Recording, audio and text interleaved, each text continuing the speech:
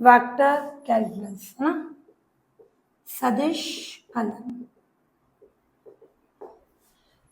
इसको पढ़ने से पहले कुछ बेसिक कॉन्सेप्ट पढ़ेंगे कि वेक्टर और स्केलर क्या होता है। वेक्टर यानी अदिश, स्केलर यानी अदिश और वेक्टर यानी सदिश। जैसे कोई पार्टिकल है ओ पे, वो ओ से ए गया, ए से बी गया और बी से सी गया। क्लियर? तो वो कितनी डिस्टेंस चला? O A plus A B plus B C. तो वो जो डिस्टेंस है वो कहलाती है अपने एक स्केलर। स्केलर का मतलब जिसमें मैग्नीट्यूड तो होगा, परिमाण तो होगा, बट कोई डायरेक्शन नहीं होगी, वो कहीं पे भी चला जाएगा। उसके लिए वर्ड काम में लेंगे अपन डिस्टेंस यानी दूरी। अब अपन बात करें वेक्टर यानी सदिश। सदिश का मतलब, वेक्टर का मतलब होता है जिसमें मैग्नीट्यूड और डायरेक्शन पता होनी चाहिए कि वो किस डायरेक्शन में गया। क्लियर? इसके लिए काम में आ जाता है अपना डिस्प्लेसमेंट, यानी उसको बोलेंगे अपन विस्थापन, ये दूरी। डिस्प्लेसमेंट का मीन क्या होगा? जो इनिशियल पॉइंट है जहां से पार्टिकल ने मोशन स्टार्ट की, गति स्टार्ट कर रहा, ओ से ए गया, बी गया, सी, लास्ट वो कहाँ गया? सी। उसकी डायरेक्शन पता होनी चाहिए कि वो सी तक है। तो ये जो ओसी है, एक डायरेक्ट डिस्टेंस, इनिशियल पॉइंट जो उसका प्रारंभिक बिंदु है और लास्ट पॉइंट, उन दोनों के बीच की जो डिस्टेंस है वो कहलाएगा डिस्प्लेसमेंट। तो यहाँ डिस्टेंस का मतलब O A plus A B plus B C, और डिस्प्लेसमेंट का मतलब होगा ओ से सी तक की जो डिस्टेंस है वो डिस्प्लेसमेंट। उसमें डायरेक्शन पता होगी, डिस्टेंस में कोई डायरेक्शन पता नहीं होगी, कहीं पे भी चला जाए पार्टिकल। फिर अब अपन बात करें स्पीड यानी चाल, ये वेलोसिटी। स्पीड का मतलब होता है डिस्टेंस अपॉन टाइम। जब डिस्टेंस एक स्केलर वैल्यू है, सो स्पीड भी क्या हो जाएगी? एक स्केलर हो जाएगी, क्योंकि वो किस पे डिपेंड कर रही है? डिस्टेंस पे, है ना। अब अपन बात कर रहे हैं वेलोसिटी की, यानी वेग की। वेग क्या होगा अपना?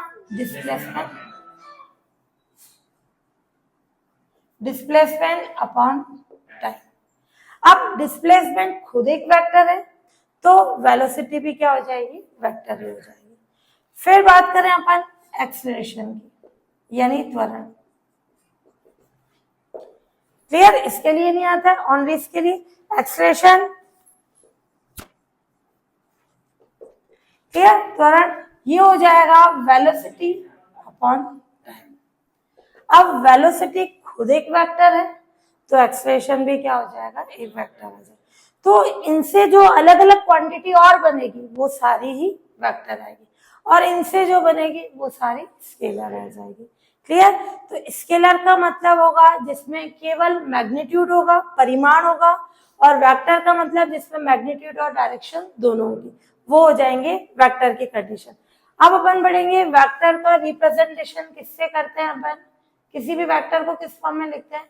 ये एरो लगा के लिखते हैं, उससे पता चलता है उसकी डायरेक्शन क्या है। क्लियर? ये किस फॉर्म में आ जाता है अपने? जैसे एक्स आई वाई जे जेड। क्लियर? ये आई जे के का मतलब क्या होता है? ये एक्स, ये वाई, ये जेड।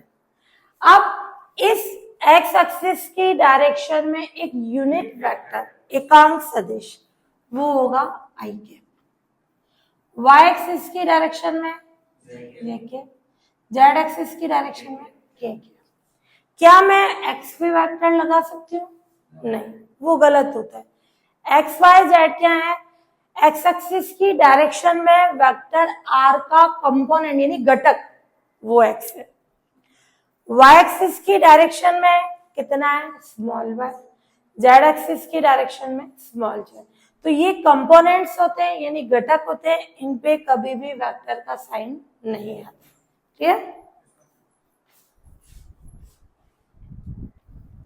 अब अपना scalar product of two vectors यानी दो अदिशों का गुणा।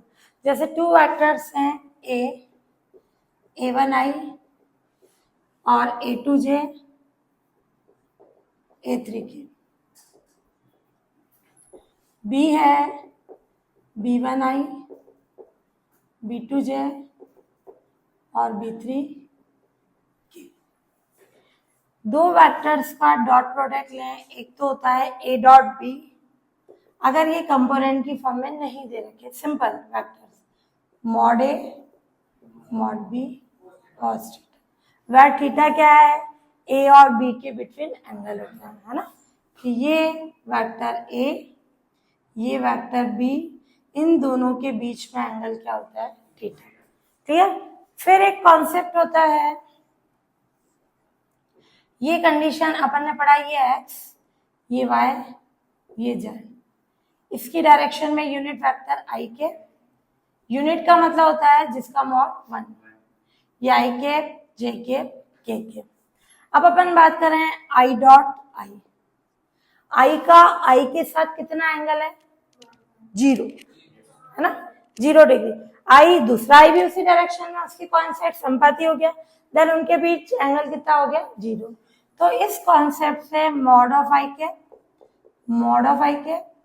cos 0, किसी भी यूनिट वेक्टर का मॉड कितना होगा, 1, तो 1 इंटू 1 cos 0 यानी 1। तो ये आ गया अपने पास i cap dot i cap equals to 1। ऐसे सिमिलरली इसी प्रकार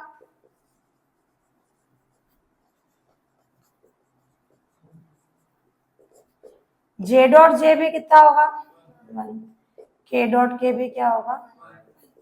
बट अपन i का j से डॉट प्रोडक्ट करें, i और j के बीच में एंगल कितना होता है, 90।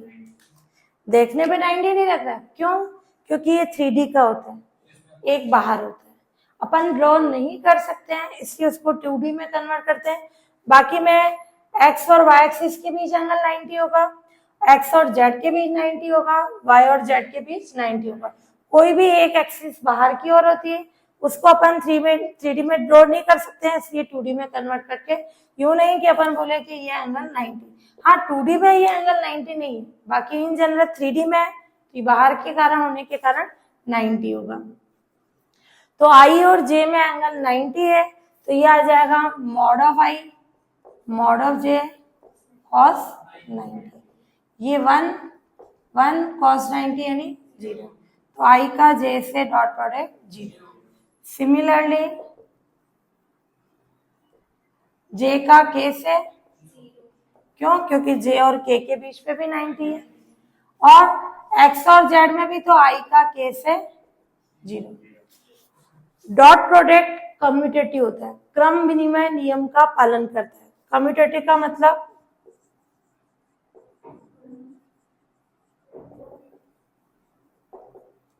क्रम विनिमय, यानी a डॉट b और equals to b dot a, है ना, ये दोनों कंडीशन सेम होती है। तो i डॉट j 0 आया, तो j डॉट i भी क्या होगा, 0 ही होगा। i डॉट k 0 है तो k डॉट i भी 0 होगा। ऐसे इससे j डॉट k 0 है तो k डॉट j भी 0 हो जाएगा। क्लियर? इन कंडीशंस के यूज से अपन क्या फाइंड करेंगे, a डॉट b, जब a और b कंपोनेंट्स की फॉर्म में है तब उनका डॉट प्रोडक्ट फाइंड करेंगे। तो क्या होगा अपने डॉट प्रोडक्ट की condition, a dot b, a यानी a1i a2j a3k dot b1i b2j, इनका डॉट प्रोडक्ट चाहिए, ध्यान से देखना, i का i से डॉट प्रोडक्ट 1, तो ये आ जाएगा a1 b1। फिर i का j से 0, i का k से भी 0, तो वो टर्म 0 हो गई। फिर जे का आई से 0, जे का जे से 1, तो ये A2 B2। फिर जे का के से 0, फिर के का आई से 0, के का जे से 0, के का के से 1, तो ये A3 B3। तो जब टू वेक्टर्स कंपोनेंट्स यानी जो ये कंपोनेंट यानी घटक की फॉर्म में दे रखे हैं, देन उनका A डॉट B क्या होगा, A1 B1 plus A2 B2 plus A3 B3 की फॉर्म में आ जाएगा। और ये हमेशा क्या होता है A डॉट B, क्या वापस इनमें IJ क्या है, क्या नहीं है। तो टू वेक्टर्स का डॉट प्रोडक्ट ऑलवेज स्केलर होता है, जिनमें IJ के नहीं आ रहा है वो स्केलर। तो इसका मतलब टू वेक्टर्स का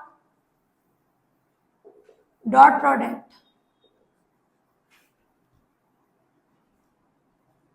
ऑलवेज स्केलर होता है, ठीक है। अब है vector product of two vectors यानी दो सदिशों का गुणा। टू वेक्टर्स हैं ए और बी, ए है A1i A2j plus A3k, b equals to B1i plus B2j plus B3k। जब अपन इनका क्रॉस प्रोडक्ट बोलते हैं तो ये क्रॉस का साइन होता है, डॉट के लिए ये साइन था, A क्रॉस B, ये होता है mod A mod B sine theta n के। ध्यान से देखना, ये B, इनके बीच जो एंगल होता है थीटा। एन केप क्या होता है, ए और बी के परपेंडिकुलर जो लंबवत एक वेक्टर होता है, ये बाहर की तरफ होता है, ए के भी परपेंडिकुलर हो गया, यानी एन केप का एक वेक्टर ए के साथ भी एंगल 90, बी के साथ भी 90, पर बाहर ड्रॉ नहीं कर सकते हैं तो अपन ये अंदर ही ड्रॉ करते हैं। ये एन केप दोनों के परपेंडिकुलर होता है, बट किसके पैरेलल होता है, ए क्रॉस बी के। तो एन केप जो होता है इन दोनों के परपेंडिकुलर यूनिट फैक्टर जो होता है एन केप, वो पैरेलल होगा ए क्रॉस बी के। ये कंडीशन आ गई। अब अगर मेरे को ये लेना है mod of A cross B, क्या आ जाएगा, बोथ साइड मॉड ले लूं मैं, साइन थीटा पे कोई मॉड का इफेक्ट होगा नहीं, थीटा की फॉर्म में एन केप का मॉड कितना हो जाएगा 1, है ना, मॉड ऑफ एन केप 1, तो वो हट जाएगा आपने। तो इससे साइन थीटा की वैल्यू निकालना चाहें, mod of A cross B upon mod A mod B, ये कंडीशन। अब अपन देखें कंडीशन, मान लो आई क्रॉस जे फाइंड करना है अपने को, ये आई, ये एक्स एक्सिस, ये वाई, ये जेड, इधर है आई कैप जे कैप के कैप।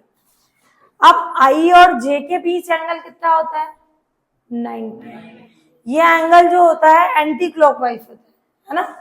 ये पहले कंडीशन लिख दो, ए क्रॉस बी जो होता है not equals to B cross ए।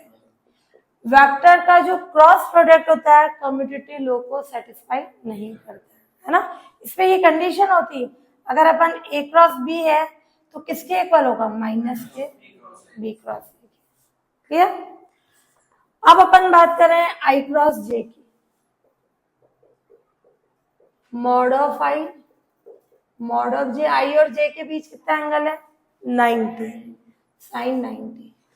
इनके परपेंडिकुलर कौन है, आई और जे के दोनों के परपेंडिकुलर के है ना, तो यहाँ एन केप क्या हो गया अपना के केप हो गया। तो ये आ गई condition I cross J, mod of I cap यानी 1, मॉड ऑफ जे केप यानी 1, साइन 90 1, के केप की कंडीशन आ गई। तो आई क्रॉस जे कितना हो गया के केप। यानी ये कैसा चलता है हमेशा एंटी क्लॉकवाइज, घड़ी के विपरीत दिशा में। अगर मैं इसको करूं जे क्रॉस आई माइनस के, क्लॉकवाइज करूं तो वो माइनस में बताएगा। क्लियर, ये कंडीशन। ऐसे ही अपन कंडीशन ले लें,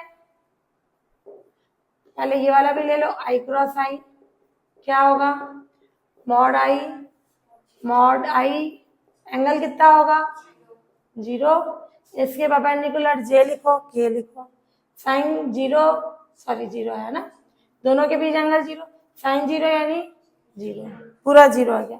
तो आई क्रॉस आई 0 हो गया। ऐसे ही similarly J cross J 0, K cross K ये भी 0 हो जाएगा। और I क्रॉस J अगला वाला K आया तो J क्रॉस K कितना हो जाएगा I। ये एंटी क्लॉकवाइज चलेगा, J का K से किया तो I क्या, और K का J से किया माइनस I क्या। फिर अब अपन कंडीशन लें K का I से एंटी क्लॉकवाइज और I का K से माइनस क्लियर। ये कंडीशन आ गई अपने।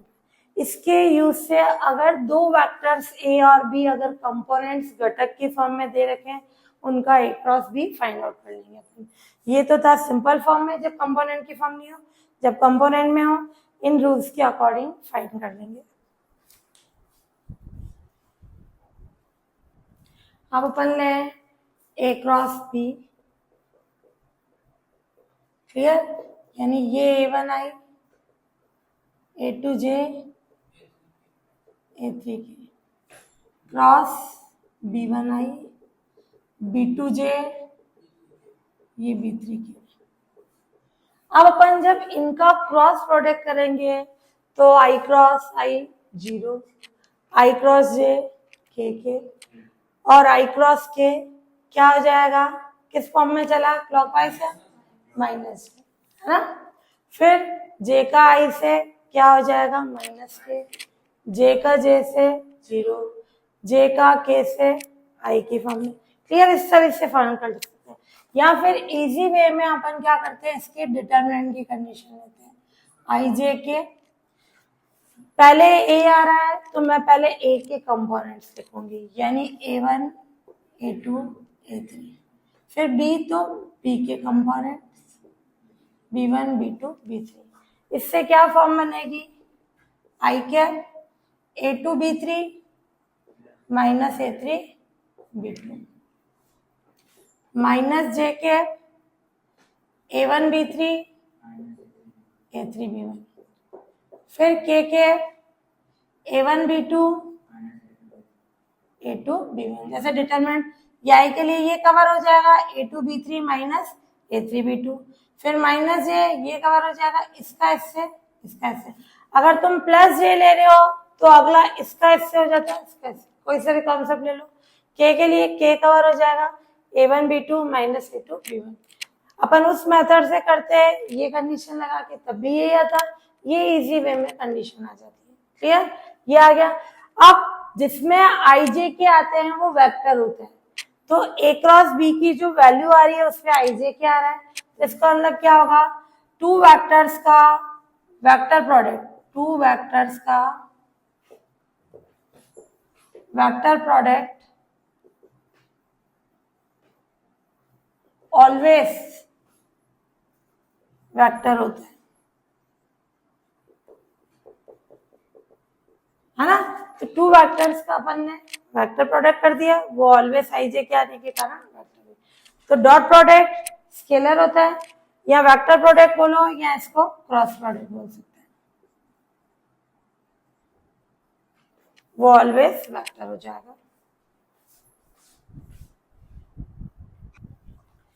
अब अपने पास स्केलर ट्रिपल प्रोडक्ट यानी अदिश त्रिगुणन, ये होता है A dot B cross C, है ना।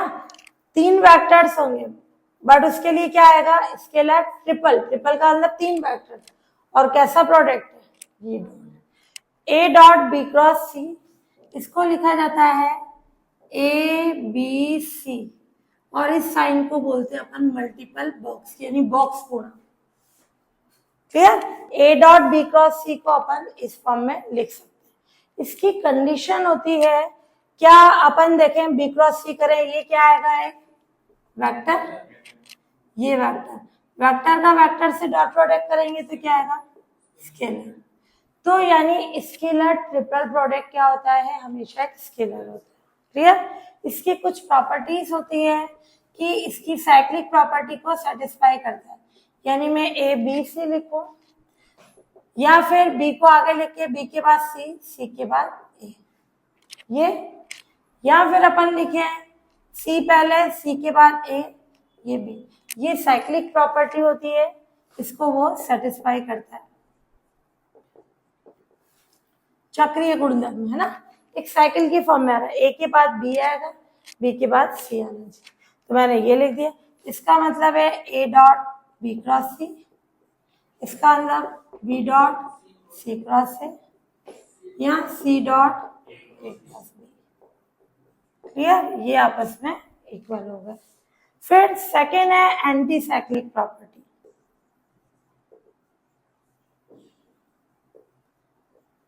जो साइक्लिक नहीं हो, यानी ए के बाद बी आना चाहिए, बी नहीं आके सी आ जाए। यानी मैं ए बी सी लूं तो मैं इसको लिख सकती हूँ माइनस के ए, और ये बी, सॉरी कोई सी भी कंडीशन लिख दो या यूं लिखो, ये आया अपना ए सी बी, तो माइनस ए बी सी। जैसे ए के बाद बी आना चाहिए, बी नहीं आके क्या आ गया सी, और ये बी की कंडीशन।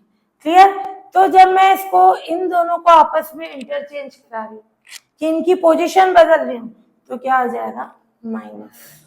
क्लियर, यानी जब ये एंटी साइक्लिक में होता है किस फॉर्म में होता है, माइनस के फॉर्म में।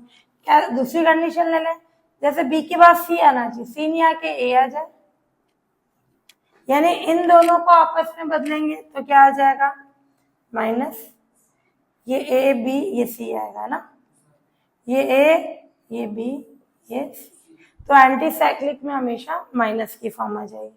थर्ड कंडीशन है कि इसमें कोई भी दो वेक्टर सेम हो, चाहे दो ए ले लिए अपन ने, दो बी भी ले लिए, दो सी सी ले लिए, कहीं पे भी ले लो सी सी, यहां ले लो,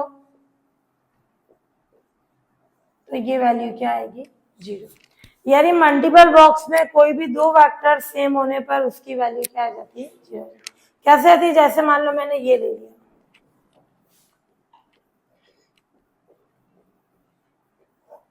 इसका मतलब A dot B cross B, दो सेम वेक्टर का क्रॉस प्रोडक्ट क्या होता है 0। 0 वेक्टर मैंने यूं लिखा तो ये गलत है, 0 वेक्टर, या तो 0 को डार्क करके लिखो या 0 पे वेक्टर लगाओ। दो वेक्टर्स का डॉट प्रोडक्ट करें जिसमें से एक 0 है, तो ये सिंपल 0 एक स्केलर आ जाएगा, है ना। इसका भी फर्क पड़ता है कि ये वेक्टर आया तो वेक्टर की फॉर्म में, फिर दो का डॉट प्रोडक्ट करते हैं स्केलर आता है तो ये सिंपल 0 आ जाएगा। तो कहीं पे भी दो सेम हो तो मल्टीपल बॉक्स में कोई भी दो वेक्टर सेम हो उसकी वैल्यू क्या आ जाएगी 0 की फॉर्म में आ जाएगी। क्लियर, ये तीन प्रॉपर्टीज है अपने पास। और स्केलर ट्रिपल प्रोडक्ट,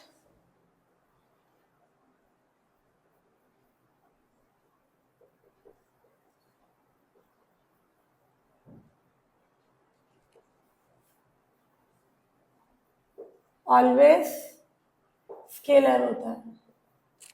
और ये ध्यान रखना इसमें कई कोमा वोमा लगा के नहीं लिखते हैं, वो रॉन्ग होता है। इन तीनों पे वेक्टर्स का साइन आगे बीच में स्पेस आ जाता है। अब है वेक्टर ट्रिपल प्रोडक्ट, 3 वेक्टर्स हैं ए बी सी, यहां मैंने क्रॉस लिख दिया। जब यहाँ डॉट लिखेंगे, ट्रिपल का मतलब 3 वेक्टर्स आएंगे, जब डॉट लिखेंगे तो स्केलर ट्रिपल प्रोडक्ट, जब क्रॉस लिखेंगे तो वेक्टर ट्रिपल प्रोडक्ट। यहाँ तो अपन क्या करें, पहले बी क्रॉस सी निकालें, क्लियर, फिर उसका यानी बी क्रॉस सी के डिटरमिनेंट की कंडीशन से वैल्यू फाइंड आउट करें, फिर वापस उसका ए से क्रॉस प्रोडक्ट करें। क्लियर, वैसे भी कर सकते हैं। यहाँ ये सिंपल सा फॉर्मूला होता है इसका, इस फर्स्ट का थर्ड से dot product A dot C, first का थर्ड से बचा कौन बी, तो ये सिंपल बी मल्टीप्लाई हो जाएगा, इसमें यहाँ डॉट क्रॉस कुछ भी नहीं, सिंपल मल्टीप्लाई हो जाएगा, माइनस फर्स्ट का सेकंड से dot product A dot B और सी मल्टीप्लाई हो जाएगा। क्लियर, अब अगर मैं यूं लिखूं A cross B cross C, ये नॉट इक्वल होगा किसके, B cross C cross A के। इसको मैं आगे कर दूं, इसको पीछे कर दूं। कैसे? अगर मेरे को इसकी वैल्यू निकालनी है B cross C cross A की, क्या होगी? फर्स्ट का थर्ड से dot product, B dot A बचा कौन? सी, माइनस इसका इससे क्या होगा? सी डॉट ए लिखो या ए डॉट सी लिखो, ये बी की कंडीशन। क्या ये सेम है?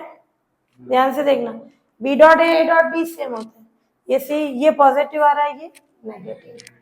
फिर C dot A dot C same होते हैं, ये पॉजिटिव आ रहा है, ये नेगेटिव है। अगर मैं इसमें से माइनस कॉमन निकालूं, सी डॉट ए, ये बी मल्टीप्लाई हो जाएगा, minus B dot A C multiply हो जाएगा। इसकी वैल्यू आ गई, ये आ गई, तो ये